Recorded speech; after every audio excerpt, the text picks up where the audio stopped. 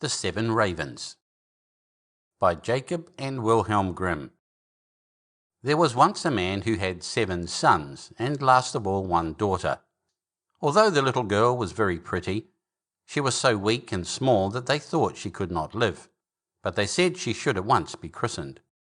So the father sent one of his sons in haste to the spring to get some water, but the other 6 ran with him. Each wanted to be first at drawing the water, and so they were in such a hurry that all let their pitchers fall into the well, and they stood very foolishly looking at one another, and did not know what to do, for none dared go home. In the meantime the father was uneasy, and could not tell what made the young men stay so long. "Surely," said he, "the whole 7 must have forgotten themselves over some game of play." And when he had waited still longer, and they yet did not come, he flew into a rage and wished them all turned into ravens. Scarcely had he spoken these words, when he heard a croaking over his head, and looked up and saw 7 ravens, as black as coal, flying round and round. Sorry as he was to see his wish so fulfilled, he did not know how what was done could be undone, and comforted himself as well as he could for the loss of his 7 sons with his dear little daughter, who soon became stronger and every day more beautiful. For a long time she did not know that she had ever had any brothers, for her father and mother took care not to speak of them before her. But one day, by chance, she heard the people about her speak of them. "Yes," said they, "she is beautiful indeed, but still 'tis a pity that her brothers should have been lost for her sake." Then she was much grieved, and went to her father and mother, and asked if she had any brothers, and what had become of them. So they dared no longer hide the truth from her, but said it was the will of heaven, and that her birth was only the innocent cause of it. But the little girl mourned sadly about it every day, and thought herself bound to do all she could to bring her brothers back.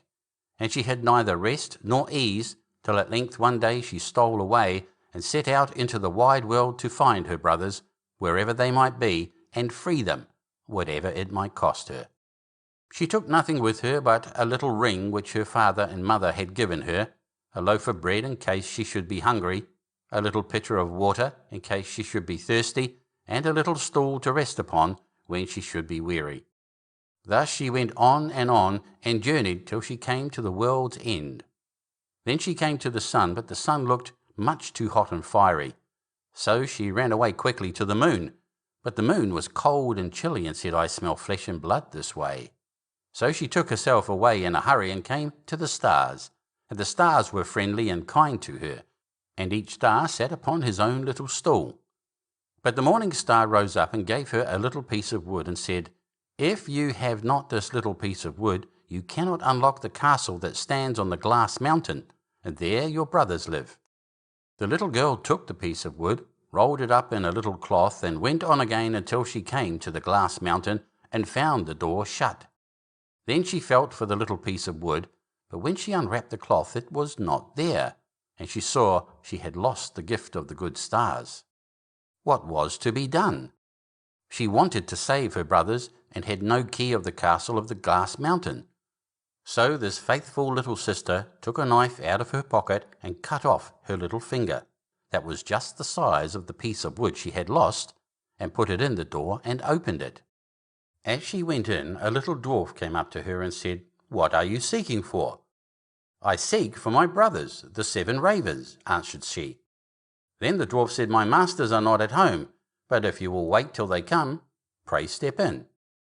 Now the little dwarf was getting their dinner ready, and he brought their food upon 7 little plates, and their drink in 7 little glasses, and set them upon the table, and out of each little plate their sister ate a small piece, and out of each little glass she drank a small drop.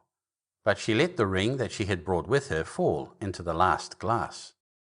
On a sudden she heard a fluttering and croaking in the air, and the dwarf said, "Here come my masters." When they came in, they wanted to eat and drink, and looked for their little plates and glasses. Then said one after the other, "Who has eaten from my little plate, and who has been drinking out of my little glass? Caw, caw, well I ween, mortal lips have this way been." When the 7th came to the bottom of his glass, and found there the ring, he looked at it, and knew that it was his father's and mother's, and said, "Oh, that our little sister would but come." Then we should be free." When the little girl heard this, for she stood behind the door all the time and listened, she ran forward, and in an instant all the ravens took their right form again, and all hugged and kissed each other, and went merrily home.